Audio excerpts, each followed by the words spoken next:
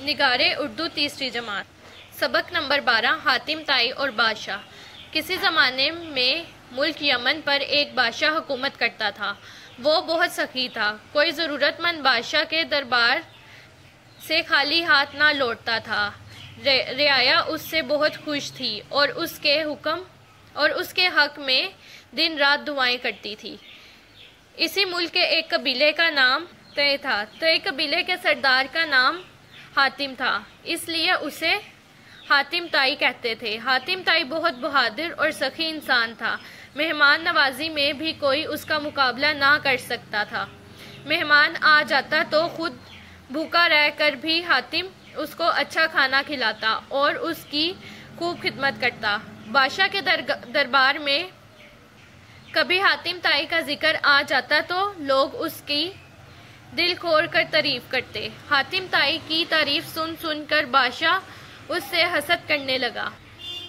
ایک سال بادشاہ نے شہزادے کی سالگرہ کا جشن منایا۔ ملک بھر میں خوشی کی شادیانے بجائے گئے۔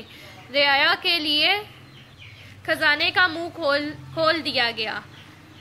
جشن کے دوران میں جب بادشاہ بہت خوش تھا، کسی بات پر حاتم طائی کی سخاوت کا ذکر آ گیا۔ لوگ اس کی تعریف کرنے لگے۔ بادشاہ اس بات پر خفا ہو گیا۔ اس نے سوچا حاتم طائی جب تک زندہ رہے میں سخاوت میں اس سے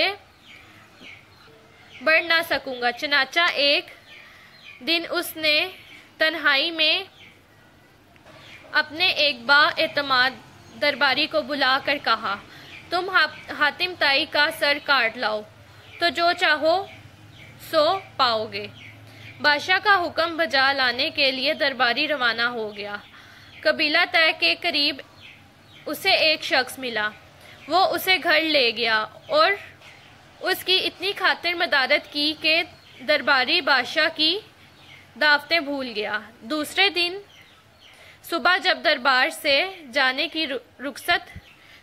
نے جانے کی رخصت طلب کی تو میزبان نے کہا، مجھے 2-4 دن اور خدمت کا موقع دیجیے۔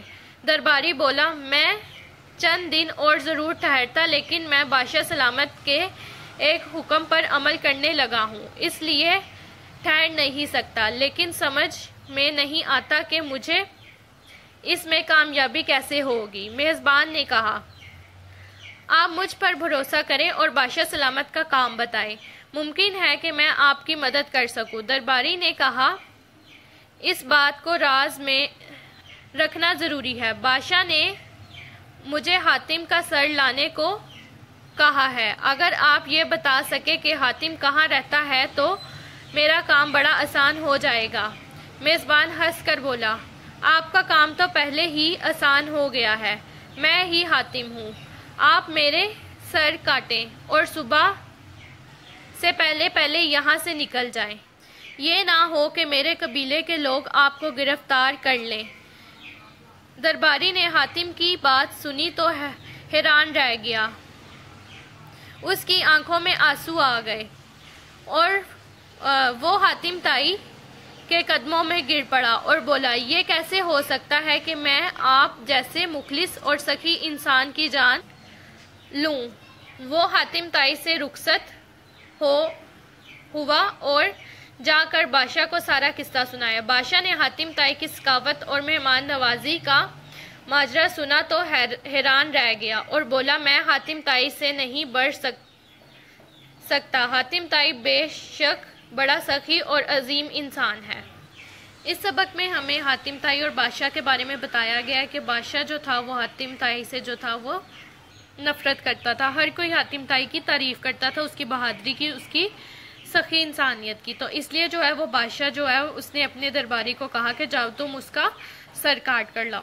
لیکن جب وہ روانہ ہوا سر کاٹنے کے لیے تو راستے میں اس کو ایک آدمی ملا، تو اس نے اس کو اپنے گھر میں اس کی خوب مہمان نوازی کی۔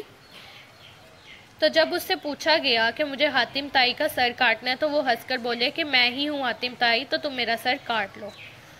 یہ بات دیکھ کر جو ہے درباری جو ہے وہ بہت حیران ہوا اور اس نے اس کے قدموں میں گر کر کہا کہ یہ کیسے ہو سکتا ہے، آپ تو بہت مخلص اور سچے انسان ہیں۔ یہ آ کر بات اس نے بادشاہ کو سنائی اور بادشاہ نے کہا کہ میں حاتم طائی سے کبھی بھی بڑھ نہیں سکتا۔